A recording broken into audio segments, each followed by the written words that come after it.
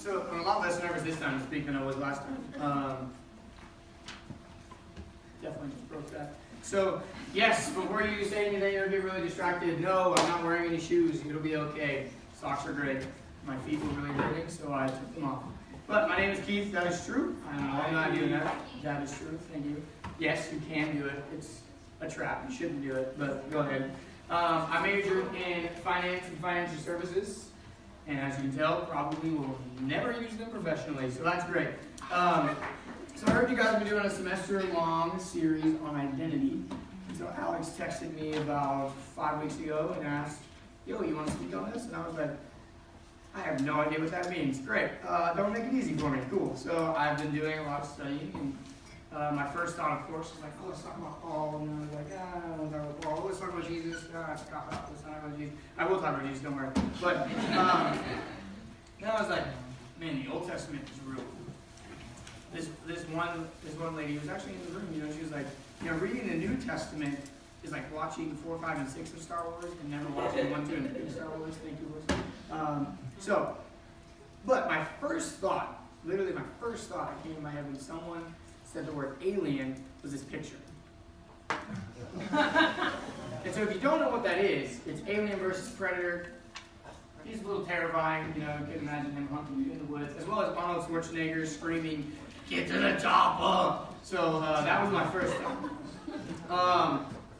But then you can take it down.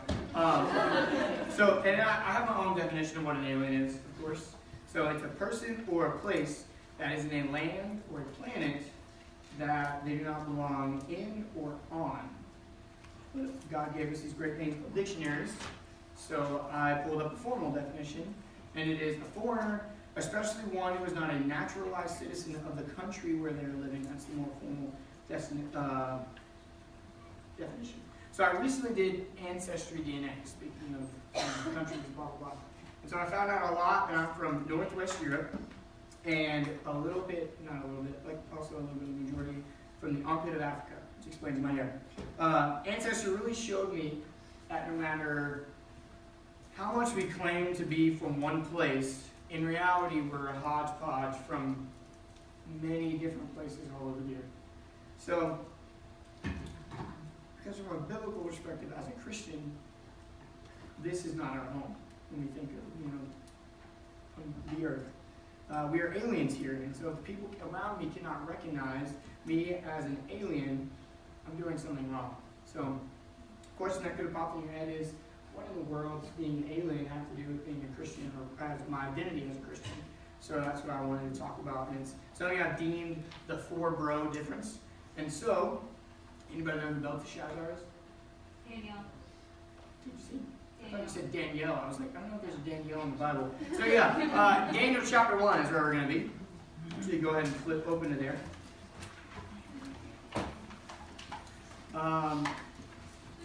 But first, pause and just think to a time where you felt really out of place. You just did not, you were uncomfortable, you looked around and you were like, what in the heck am I doing here? If you go on a mission trip, go and reach the nations. It's great. If you go on a mission trip, you're going to be an alien. As Alex said, we were in the Philippines. They thought I was like the best basketball player ever. That's not true. They also thought Stephen was a giant. So that was pretty entertaining. Stephen just, he knows how to handle the rock. What are you saying? So be prepared. But before you go on the mission trip and while you're on the mission trip, you're being groomed of what it looks like to be an alien in that foreign country, that foreign culture that you don't understand. Now, the question is, what about being an alien in your everyday life? That's what we're getting at. So, what are you doing right now, saying right now? Who are you being around right now, where you are an alien for the glory of God? That's a challenge. And that kind of spoke into that of being around non-believers, playing basketball, or whatever you like to do, and being an alien for the glory of God.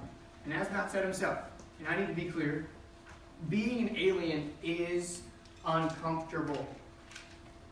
It is awkward. It is weird. Especially, like I said, you're in a foreign country, people are just staring at you. You're like, why are you here? That's kind of how it is. It's maybe a little bit how it should be here in our regular day life, but that uncomfortableness is so worth one person coming to know Christ. That uncomfortableness is worth the possibility of one person coming to know Christ. Like Alexis said, she doesn't know if she's going to see her friend come to know Christ, but it's worth it now, even if she doesn't see that perspective, and that happened later. So, the full bro difference, we've got Daniel, Hananiah, Mishael, and Azariah.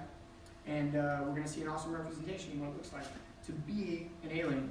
So the book of Daniel, written by Daniel. Some people say that's wrong, but we don't have time for that. Written towards the end of Daniel's life, which is a key that I wanted to think about. And Daniel lived roughly from 620 to 535 BC. So that's your time frame where we're at. So we're going to do the entire chapter. So I'm reading the whole chapter. So bear with me. Daniel chapter 1. Verse 1, in the 3rd year of the reign of Jehoiakim, king of Judah, Nebuchadnezzar, king of Babylon, came to Jerusalem and besieged it. And the Lord gave Jehoiakim, king of Judah, into his hand, with some of the vessels of the house of God. And he brought them to the land of Shinar, to the house of his God, and placed the vessels in the treasury of his God. Then the king commanded Ashpenaz, his chief eunuch, to bring some of the people of Israel, both of the royal family and of the nobility, youths without blemish, of good appearance, and skillful in all wisdom, endowed with knowledge, understanding, learning, and competent to stand in the king's palace and to teach them the literature and language of the Chaldeans. The king assigned them a daily portion of the food that he ate, the food that the king ate, and of the wine that he drank. They were to be educated for 3 years, and at the end of that time they were to stand before the king. Among these were Daniel, Hananiah, Mishael, and Azariah of the tribe of Judah. And the chief of the eunuchs gave them names. Daniel he called Belteshazzar, Hananiah he called Shadrach, Mishael he called Meshach, and Azariah he called Abednego. But Daniel resolved that he would not defile himself with the king's food, or with the wine that he drank. Therefore he asked the chief of the eunuchs to allow him not to defile himself. And God gave Daniel favor and compassion in the sight of the chief of the eunuchs. And the chief of the eunuchs said to Daniel, I fear my lord the king, who assigned your food and your drink. For why should he say that you were in worse condition than the youths who are of your own age? So you would endanger my head with the king. Then Daniel said to the steward, whom the chief of the eunuchs had assigned over Daniel, Hananiah, Mishael, and Azariah, test your servants for 10 days. Let us be given vegetables to eat and water to drink. Then let our appearance and the appearance of the youths who eat the king's food be observed by you, and deal with your servants according to your seed. So he listened to them in this matter and tested them for 10 days. At the end of 10 days, it was seen that they were better in appearance and fatter in flesh than all the youths who ate the king's food. So the steward took away their food and the wine that they were to drink and gave them vegetables. As for these 4 youths, God gave them learning and skill in all literature and wisdom, and Daniel had understanding in all visions and dreams. At the end of the time, when the king had commanded that they should be brought in, the chief of the eunuchs brought them in before Nebuchadnezzar. And the king spoke with them, and among all of them none was found like Daniel, Hananiah, Mishael, and Azariah. Therefore they stood before the king. And in every matter of wisdom and understanding about which the king inquired of them, he found them 10 times better than all the magicians and enchanters that were in all his kingdom. And Daniel was there until the 1st year of King Cyrus. That's a lot. That's Daniel chapter 1. And so, now we're just going to chuck on through. I want to make sure I don't go super long the time. So, got to stop long. So verse 1. In the 3rd year of the reign of Jehoiakim, king of Judah, Nebuchadnezzar, king of Babylon, came to Jerusalem and besieged it. Now, again, this is written at the end of Daniel's life. And so, if we look in Jeremiah, compared to Daniel 1:1, in Daniel 1:1 he says 3rd year here. In Jeremiah he says 4th year. This was a cultural difference. This shows where Daniel grew up and how he counted things, which may seem super, super small. But for Jews, if I became king today, this was year 1. For Babylonians, if I became king today, next year, January 2020, would be my year 1. They call this year the year of ascension. So that shows us that Daniel was raised in Babylon from this point, ultimately until he died. And so, also, not all culture is bad. So, let's just go ahead and hear that. So, in verse 2, we see that the Lord gave Jehoiakim over into his hand. Jehoiakim never stood a chance to win against King Nebuchadnezzar. while they may not have known or believed that this was the Lord's doing, wouldn't that still just bring you some confidence if you were to know that? And only some of the temple vessels were taken. Now, why? I'm still not too sure as to only why a little bit were taken. But when you're traveling roughly 900 miles, think of UNF to New York City, that's about 938 miles. When you're traveling that far, you really don't want to take everything. And then he did something else. He brought them to the land of Shinar, to the house of his God, and placed the vessels in the treasury of his God. That was very disrespectful. Let's go ahead and just say that. So he takes our God's vessels and puts them in a fake God's temple. And this was a kind of like a dominance thing of, we just beat you in war, therefore our God is better than your God. Now I want you to keep that in mind as we see, as you've already seen, of the Jews are taken. And so this is their culture that they lived in of, okay, we just lost this war, our God has forsaken us. That's not true. As you read through Daniel 1 and the rest of Daniel's life, he never believes that he is forsaken. He believes that the Lord is right there next to him. In verse 3 and verse 4, we see the criteria given for who would be taken. So we got royal family, nobility, Jews without blemish. So that means they were both physically and morally without stain. They were young. So when you think of young, think of like high school age, 14 to 17, roughly somewhere in that ballgame. They were of good appearance. They were attractive. Heyo. And skillful in all wisdom. Now, what does wisdom mean? Like knowledge and wisdom, they are different. And so wisdom is how to use knowledge for good in one's life. Whereas knowledge is awareness of information. It's like, yeah, I know that the Jags should stop drafting defensive tackles. I have that knowledge, but I guess they don't have the wisdom to do that. And then they would have understanding as well. And then able to lead in the king's palace. That was key because while this all happened around the year 605, there were going to be 2 sieges later where Jerusalem would be destroyed and the rest of the people would be deported. So these people that he's taking now are the ultimate leaders that he would put over the Jews when they were brought back, or when they were brought to Babylon. So verse 5, the king assigned them a daily portion of the food that the king ate, and of the wine that he drank. They were to be educated for 3 years, and at the end of that time, they were to stand before the king. So the people who Ashpenaz decided met this criteria, they were to be provided for by the king. They were going to live in his area, eat his food, drink his wine. Now imagine if the ruler of the world takes you up out of your hometown, 15 years old. He compliments you in all these ways, calls you attractive, skillful in wisdom, understanding, you have knowledge. This is stuck in my foot. And in the next 3 years, all you have to do is go to school. For some of you, that is your life right now. Except for some of the rule of the world, it's your parents. That's pretty nice. Just go to school, get your grades, it's not that hard. So the new food, the king's food, this is where they're to take and eat what the world enjoys and accepts. And this is, I think, the first way that we willingly give up our identity. We do things the way the world does things. We don't strive to fight against, oh, this is how you should handle dating. You see the Bachelor and the Bachelorette. What? And then you see God, and it's just 2 totally polar opposite things. Then you see money, and in our cultural mindset, it's spend now, save later. That's just, you're just going to set yourself up for disaster. Trust me, I went to school for it. They're going to receive a new education. They're going to be educated in the ways of the world. So ultimately, Nebuchadnezzar wants them to embrace the world's way to do things and the world's point of view and not God's. Just turn their back completely on what the Lord has been teaching them. And so the world says, I am me, and I do what I want. God says, you are mine, and you do what I have planned for you. Jeremiah 29:11, Galatians 2:20, if you want to see that in reference. Now, the next couple verses is where things get really interesting. We get new names for these guys.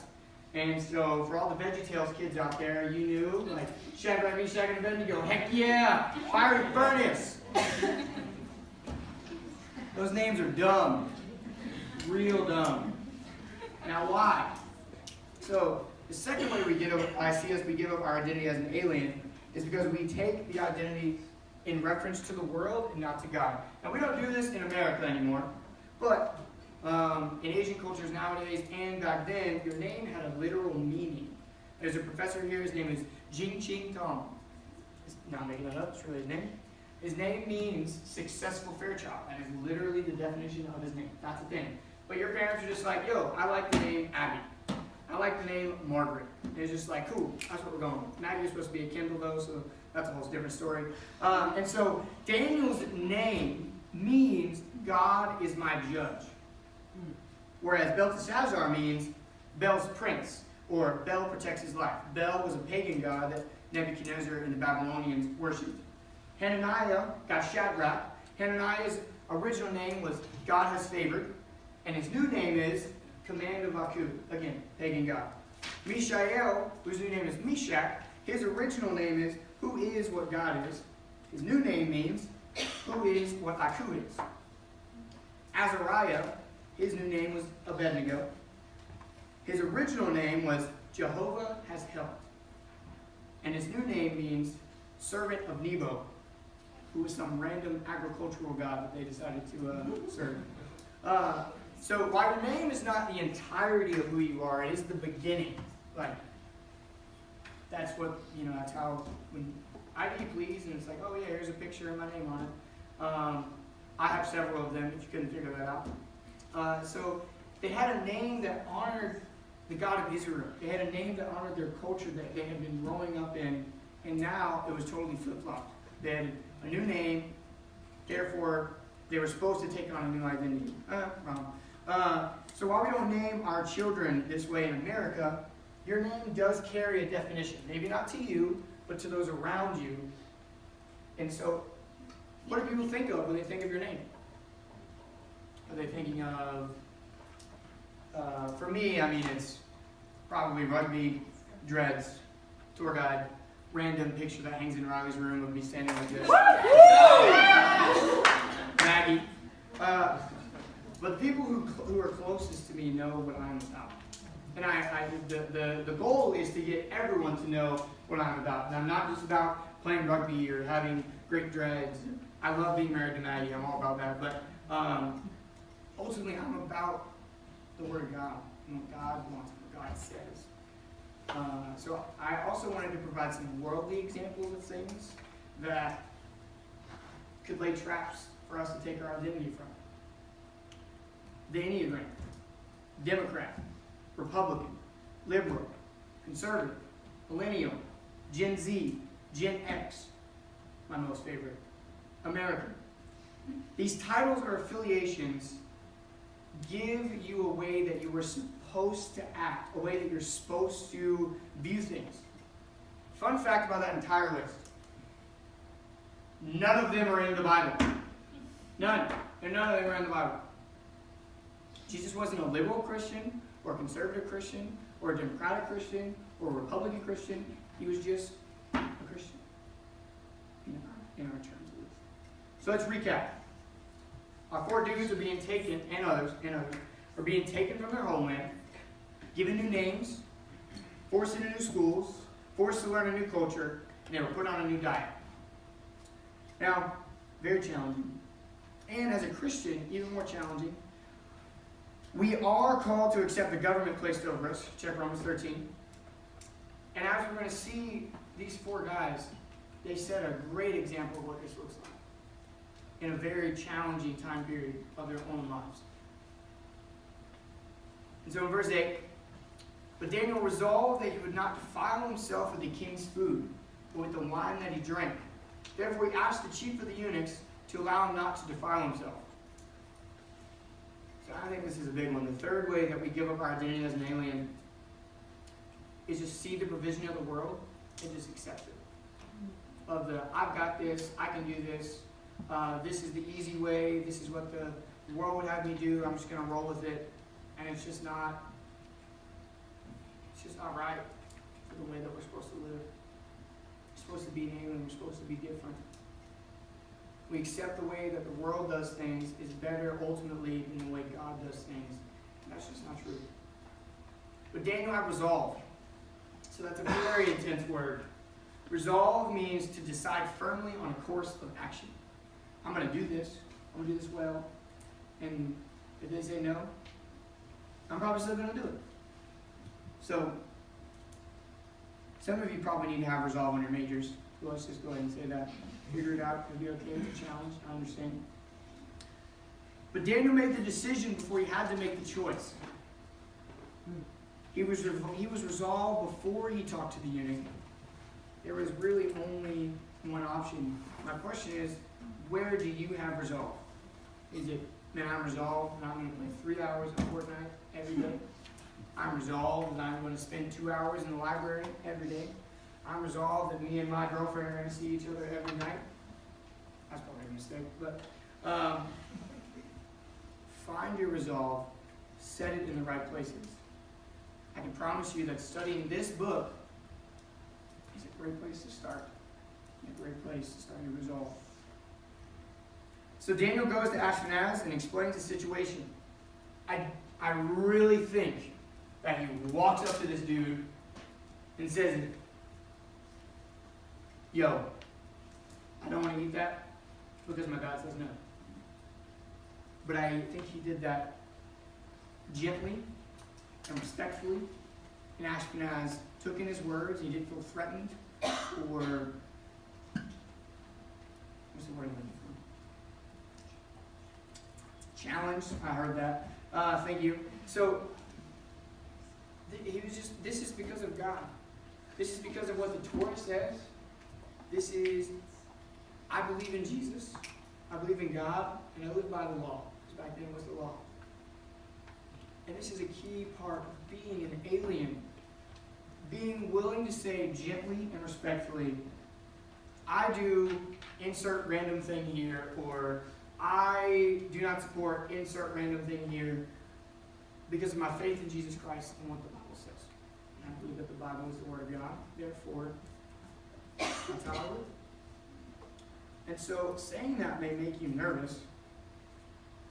You may not think that you can say it, but you can. First Amendment, it's a great thing.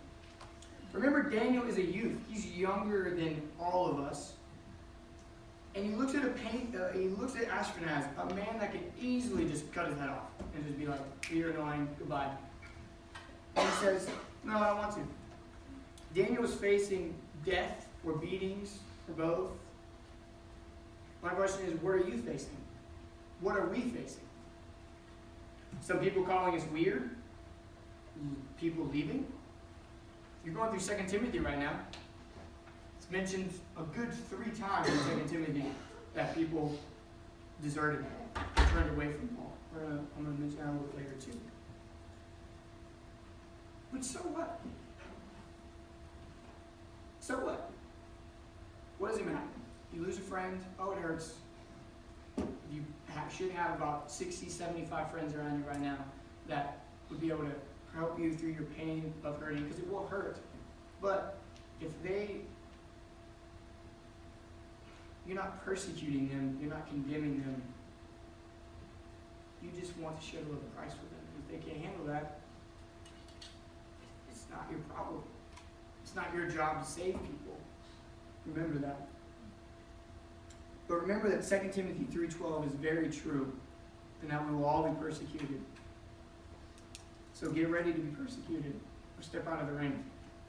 Because it's time for people to meet Jesus through our action and through our words. Because hypocrites are only hurting the message of my Savior. And that's the biggest thing that I hear when I talk to my rugby teammates, of hypocrites here, hypocrites there. We're being watched. When you label yourself as a Christian, you are being watched consistently, all the time. So remember, being vocal about your faith is a key component of being an alien. Now, let me put this in some perspective. This is what someone, Daniel, was there in charge of him. Someone he interacted with on a daily basis, or on a regular basis. Not some randos walking down the street. So do not walk up to someone and tell them that they're defiling themselves by what they're eating or what they're doing. That's not your place. And ultimately it's weird and probably not going to achieve much. So, however, with the people that are commonly around you, why would you not tell them why you do things or why you do not do things? That's step one in sharing your faith, being an alien. And as I mentioned, another thing I noticed that Daniel asked, did not demand, did not threaten. He asked and trusted that the Lord would show him favor. Ashpenaz was working for a king that demanded and took and ultimately did what he wanted. And now he sees this Jewish kid asking to honor the God that in their head ultimately had just betrayed them or forsaken them because their God had just they had just beaten them in the war. But he sees this kid still trying to honor the God of his faith. It meant something. Also, just think of like, whenever you see a kid arguing with a parent, I'm like, no, I don't like Brussels sprouts. Like, who wins that argument? The parent, every time. Hands down. Either the kid doesn't eat or they just eat the food. Like, that's it. But that doesn't happen here. And that's only because of God. Daniel believed, and it was granted. But why the food? Well, there's a couple reasons. So the food could have been offered to idols, which by Jewish law means no thanks. Breaking bread then and now is a sign of friendship, so keep that in mind. If they maybe wanted to be around them but didn't want to break the same food as them or eat the same food as them. And the food was probably not kosher, which is the Jewish diet. So that means, again, went against their Jewish law. And also, someone pointed this out in a sermon that I listened to, is sin entered the world through the eating of forbidden food. And so now this is like right back to square one, Adam and Eve in the garden. But why not the name of the education? Like those are bigger things, right? Like it's just like, yeah, this is what you're gonna learn, this is what we're gonna call you, and so on and so forth. Oh yeah, and then you have to eat this piece of bacon. And they're like, no. We'll take those. We're not gonna take those. And Daniel knew who he was. He was confident in his identity. Daniel knew how the Lord viewed him ultimately, like, cool, you can call me David or Robert or Fred or Kevin or whatever, and you can call David or Daniel Belteshazzar. He doesn't care at all. Well, my question is, how confident are you in your identity as a child of God? Not just as an alien, because that's only an aspect. As a child of God, how confident are you in your identity? Just like I said, being an alien, it's not the only part. And remember, they weren't the only youths taken. I'm curious of how the other people that were taken reacted to their denial of the food. Again, they're in high school. The peer pressure probably was so real. Like, bro, why are you not eating this? Like, come on, my parents aren't here. Like, God's not watching, so on and so forth. God forsaked us when we lost in the battle. Just eat the food. So peer pressure, giving into peer pressure can and will stain your identity as an alien. Because when we give into peer pressure, we're typically going along with what the world would do, and therefore we look no different. And that's the whole key of being an alien, is looking different. Now, why do we give into peer pressure? The only thing I could think of was to fit in. But what are we trying to fit into when we give into that peer pressure that I mentioned? The world. But if one is fitting into the world, he cannot fit into God's kingdom. That's clear in Scripture. Which one of these two places actually matters? Your 80 years here on the sphere that's going to die, like whatever they say, or eternity in heaven? So many of us think we have 60 years to live, and so we put off the pursuit of Jesus, and instead we go after the pursuit of stupidity. And what does fitting into the world get us? 1 John 2:15, James 4:4, clear. One, we lose the love of God, where the love of God is not with us. And we gain hell, eternal separation from the Lord. feeling cool for like 45 seconds, and then feeling stupid for like 10 years. But what does fitting into the kingdom get us? Eternal glory with Jesus. Probably lost friendships, as I mentioned, and maybe even lost family members. As I mentioned earlier, we're going to talk about Paul, 2 Timothy 1:15. You are aware that all who are in Asia turned away from me, among whom were Phygelus and Hermogenes. 2 Timothy 4:10. For Demas, in love with this present world, has deserted me and gone to Thessalonica. Now, a little bit of speculation in terms of this is how Roman prisons worked is that if Alex is in jail, I'm Alex's friend, I'm going to feed Alex and take care of him while he's in jail. Because if I don't, he's going to die. No one else is going to feed him.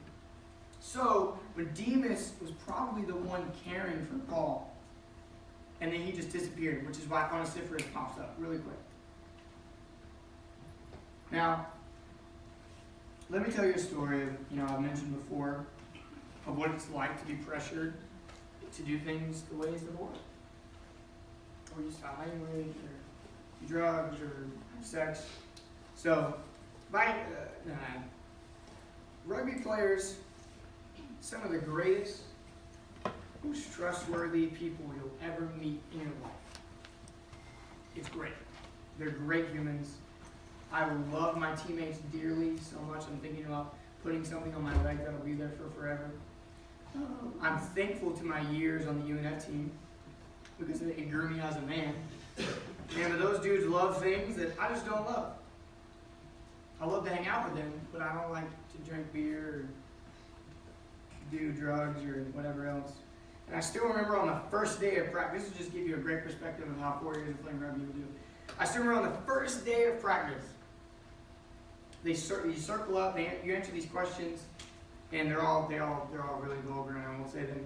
And I responded to one of the questions that, I'm a virgin. And they responded with excitement. We'll change that. That was the first practice, straight out of the gates.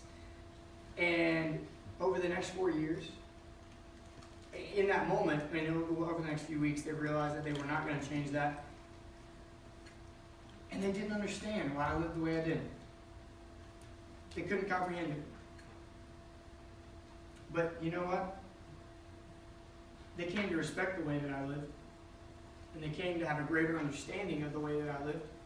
And they came to have questions on the way that I lived, and questions about whether it be the scriptures, or questions about leadership, or questions about my faith.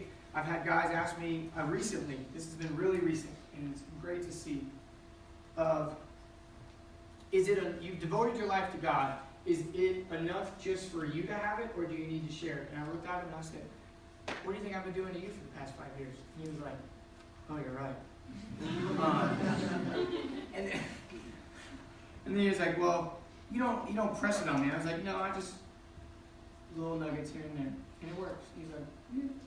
So, as I would hope your people would come to respect you in the way that you live, but if they don't, leave. It'll be all right. As I said before, you're not the one in charge of saving them. And your response may be, Jesus spent his life among the lost. Yeah, Jesus was always the influencer, never the influencee. And so if you're given into peer pressure like every 2.3 seconds, you're not exactly being an example of Jesus and being an alien in that group of people.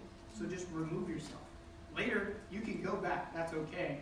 But in that moment, just remove. And maybe one day go back. In verse 9, and God gave Daniel favor and compassion in the sight of the chief of the eunuchs.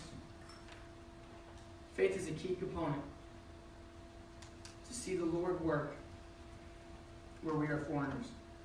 Again, what are we afraid of? We just, it's like some random person in Walmart could be talking about the Jaguars and just like, bam, you'll have a conversation with them for 30 minutes. Or some, I don't know what girls talk about for long periods of time. I'm sorry. But Maggie likes Old Navy, so boom, Old Navy, here you go. But he trusted in the Lord. And the Lord's provision is so sweet. And his provision is so much bigger than our fear. He will do so much more than what we could think with one conversation. Then it's like, oh, I need to have quiet time with this person every day. I need to see them every day. We need to spend 3 hours with each other every day. No, it could just be one simple conversation. And right then and there, they come to know the Lord. So in verse 11, we welcome to the scene Daniel, Hananiah, and Mishael. They hadn't been mentioned until that point. Well, they had in verse 7, but in terms of Daniel's faithfulness. Daniel's resolve in verse 8 appears to be his own individual resolve. I hope that his bros were included in that hashtag community. It's great. I believe, though, that Daniel would have had resolve even individually in this trial. But he didn't have to, which is a beautiful thing to see. And here they are directly set apart. He says, test them and test us against each other. And so the other Jews that chose to be identified in the world's ways and live the way the world lives and entrust in the vision of the world, here Daniel they were intentionally separating themselves from them. No shame in that. Why would he not? He's choosing the way of the world and the others are not. And think about this from a high school perspective. When I was in high school, if your mom packed your lunch or anything like that, you were tormented relentlessly. And now you think you're 900 miles away from your parents and you're still going along with all of those rules that they had set before you. They were probably tormented every day. And so we see in verse 14, so he listened to them in this matter, still don't understand why homeboy listened to them, baffles me, and tested them for 10 days. And boom, at the end of 10 days, we've seen they were better in appearance and fatter in flesh than all the Jews who ate the king's food. Here we probably see the first and only time that vegetarians are fatter in flesh than carnivores. What kind of sense does that make? It makes literally no sense. Not throwing shade at the vegetarians, it's just, carnivores are bigger. Stop thinking about the dinosaurs. And so they chose this way, even though it was different than what the world was going after, because that was the way that God had designed things before they were even thought of. They said, this is the path, the direct line that God has for us, and we're going after it. And so 3 years go by, and they receive some blessings. All 4 of them are learning in all skill and literature. None was found like them. They're 10 times better than everyone else, the magicians in the kingdom. And Daniel had understanding in all dreams. And so they were probably picked on for 3 years. Sad but true. 3 years, just every day, the 4 of them against the world. They held together, and they held faith in the Lord. And this was their reward. Now, they didn't have that resolve to receive some type of reward. They had that resolve because they saw the way of the Lord, and they wanted to be different. And so the greatest alien of all time was, and always will be, Jesus. I don't even want to tell me this wasn't on anymore. He was not a naturalized citizen of this world, much less a country. He left the perfection of heaven to come down to earth and save us. Jesus' desire is full immersion with distinction, not isolation through separation. We see this through his example when he pulled the disciples out of their world, out of their families, out of their careers, and trained them away from their home, and then he sent them back. But even while they were out and were being trained, they were still around the sinners, as I mentioned earlier, sharing the gospel. Again, the biggest complaint I hear from unbelievers about Christians is Christians being hypocrites. So why would I change? If they're doing the same things I'm doing on Friday night and Saturday night, if they're saying the same words that I'm saying, if they're doing X, Y, Z, whatever, why would I change? Being different in the big things is easier than the little things, and it's the little things that people are going to pick out. A couple big things, being sex before marriage and illegal drugs. But what about the small things? Language, music choices, TV show choices, conversation topics, how we work. If people know that you're a believer, you're under a microscope, so be ready for that. Because you're supposed to be different than them. So now they're going to look for that difference. Now, a couple of questions What is the difference your non-believing friends see in you? Is there a difference if you think about that to yourself? And also, do you have non-believers who are regularly around you working to show that the difference of Christ hasn't made in your life? Demas fell away with this world because he was in love with the present age. Demas wanted to fit into this world. If as a believer you're finding yourself trying to fit in, you will never be satisfied. What are you trying to fit into? Better clothes? Bigger house? Higher GPA? Those things never satisfy.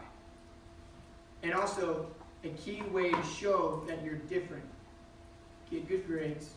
Don't fail. That's not what I'm saying. To not desire the things of the world and fall into what my church calls the circle of stupidity. Of, if I just get that bigger house or a good grade on that test or insert, I'll be happy, I'll be satisfied. And it's just a lie. Every single time you're just going to need more and more and more and more and more. Comparatively to Demas, Abraham moved with no end in sight because he was in love with Yahweh. He was not in love with the things of this world. We either allow the scriptures to influence who we are and what our mission is, or the world will. If the scriptures are our influence, we will have faith like Abraham. If our zip code is our influence, then we will end up like Demas. Turn from God and live in the American dream, which is a facade of I am in control, everything is okay, I'm perfect, yada yada yada. So are you the same everywhere you go? Or is there a church face, a school face, a home face?